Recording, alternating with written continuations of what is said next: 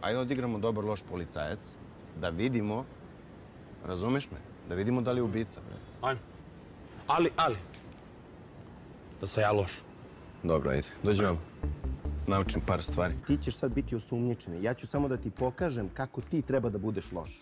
Razumeš? Jer ne smemo da ga sateramo u ćošak. Ako krenemo da ga, razumeš, ja imam više iskustva. Ne znam kako ti kažem. Pratim, ali polako, pratim.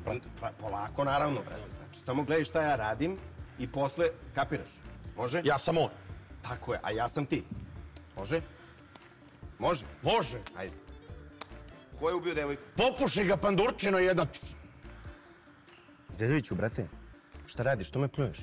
Nijesam te ja pljunuo kao zeljarinu, kao osumnjičeni. Jel? Da. Kao osumnjičeni? Da. Trivane.